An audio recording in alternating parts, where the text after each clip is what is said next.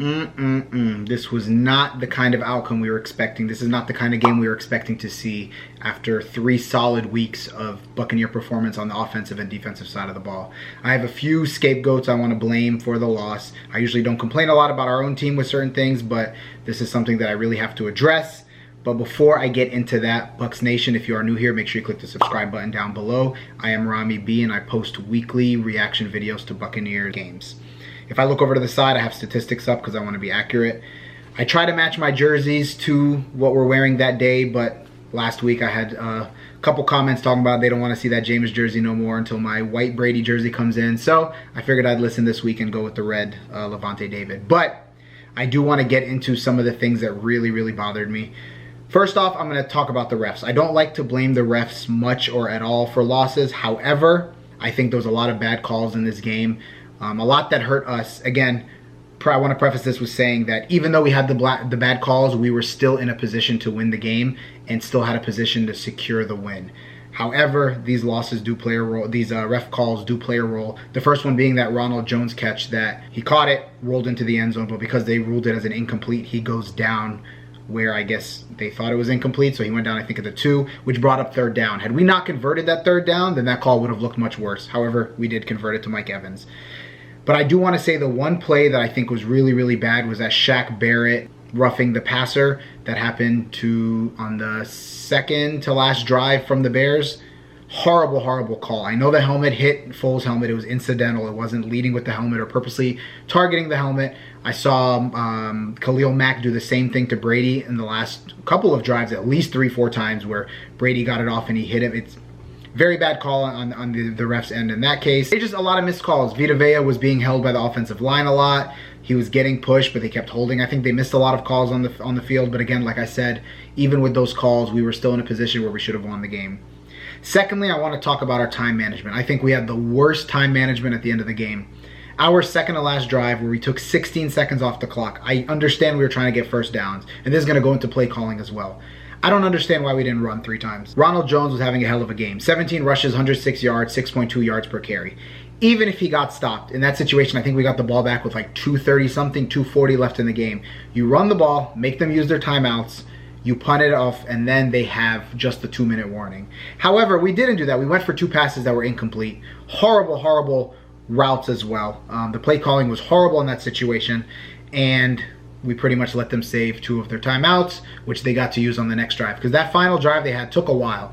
There was some incomplete balls. There were some out of bounds. Again, we needed to have them use those timeouts. Horrible. And then our final drive where the whole confusion with the 4th down, which I want to talk about, is probably going to be very stupid. It's going to get blown out of proportion when you see this video. It's going to be blown out of proportion today saying Brady didn't know. Is he losing it? He thought it was 4th down. Who cares about that? Maybe he thought it was supposed to be a 3rd down, that final play, or maybe the coaches were in his ear saying, hey, we have 2 more shots. I don't know. Either way, I don't think it's indicative of his mental capacity or his playing ability. So I think that's going to be stupid. But I think, again, play calling was horrible routes. I will get into specific players that I wanted to talk about. Also, the last thing that I want to put a lot of blame on is the defense. Now, the defense, I think, overall played pretty well. However, I don't understand why we were playing a lot of soft coverage. It seemed like we were giving up so many easy completions. We were letting them get slants, little 2-3 yard routes, and then getting 3-4 yards after the catch, which is going to add up.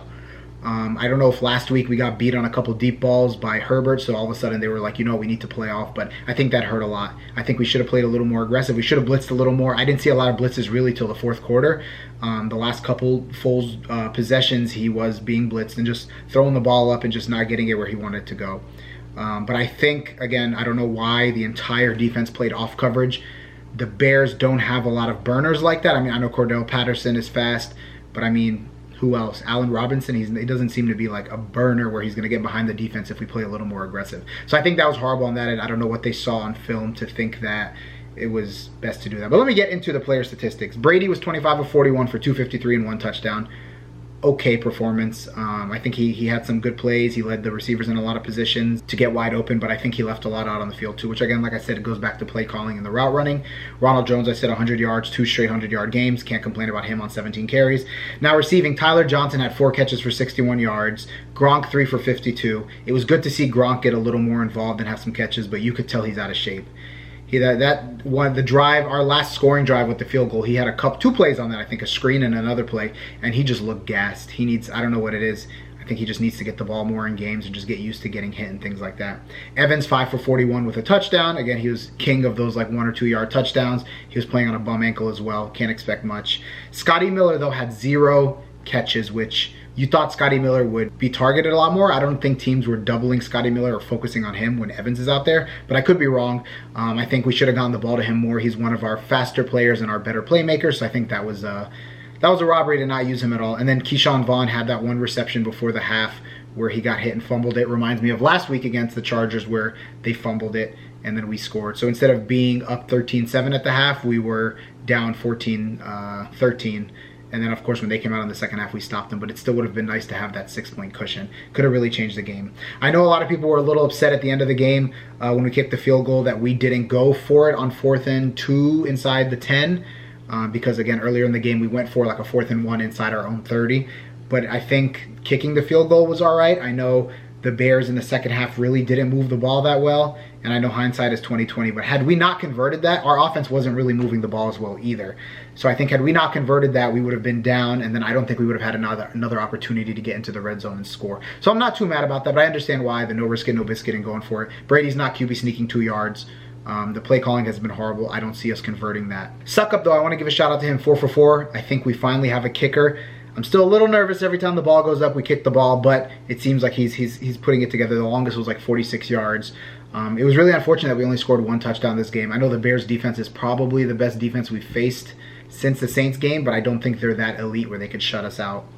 Now switching over to our defensive side, Carlton Davis had a great interception. I think that's the one thing that's going to move him into the upper echelon, according to the public perception, is getting picks. He has 3 now, and they were saying he had like 1 in his first 28 games or 2. So he had 3 in 4 games this season, or 3 in 3 straight games, something like that, which I think is great. Again, he wasn't as dominant today, but they were playing a lot of off coverage, so it sounded like it was more of a schematic thing, because when he plays up in press coverage, he does seem to play really well.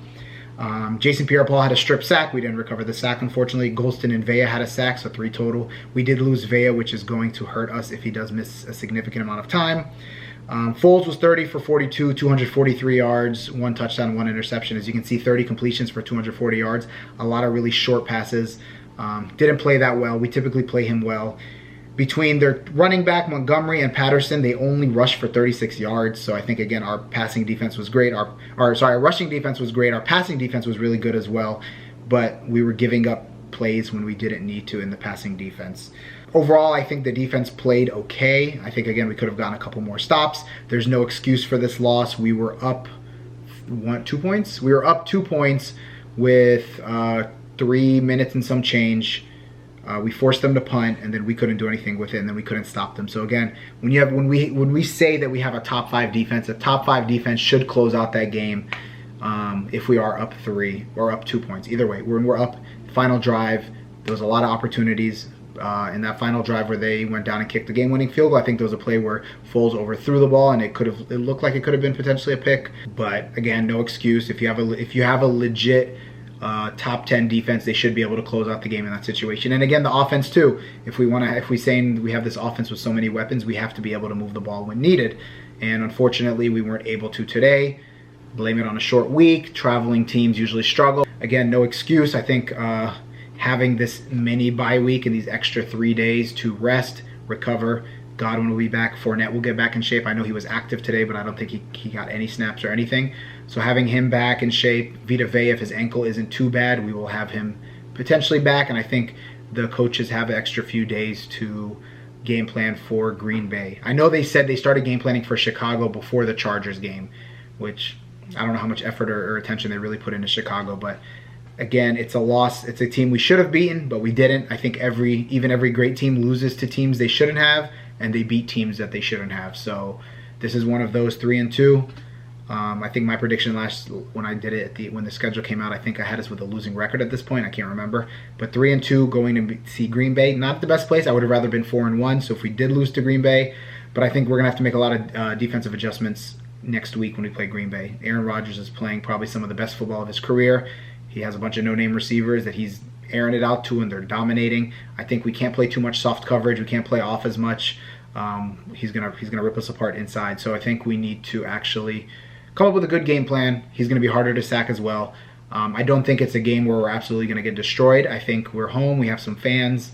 Hopefully our fans are not selling tickets to Green Bay fans. We have extra time, extra rest, extra time to game plan. I think that we will be able to potentially pull it off. I don't think it's a 100% loss, like I said. I think we have a chance better than most people would say, but if we lose that and we're 3-3, that's not really the best place to go. However, after that, we have a couple tough games as well, going to Las Vegas. We're playing the Saints in a 3-4 weeks, I believe. We're playing the Chiefs soon, the Rams. We have a couple tougher games coming up, so I'd really like to see us beat the Packers. So we'll see. But Bucs Nation, I don't want to make this too long. Please comment down below what do you think of the offensive play calling, especially in those last two drives. The drive where we thought it was a 4th down, whatever, that final one, and the one before that where we took 16 seconds off the clock. I'd really like to see your feedback and opinions on that, because I think that was really the game changer. Like I said, the refs sucked, but we were in a position to win. Our defense wasn't playing their best, but we were in a position to close it out on defense. So again, when you have a lead with 3 minutes left and you had 2 possessions in those last 3 minutes, there's no reason you shouldn't have been able to win. So yeah, please leave that down below. And as always, again, if you're not subscribed, make sure you click the subscribe button. Tough loss, Bucs Nation, but 3-2, can't complain. Better than the last few years where we start out like 1-3 or 2-4 or whatever. So we still have a winning record. We'll see what happens with the Saints. They play Monday night against the Chargers. I hope the Chargers beat the brakes out of them, and I hope we stay solely in first place, but we'll see. But yeah, thank you for tuning in as always, and I am out. Our offense tough, our defense rough. Go Bucs, go Bucs.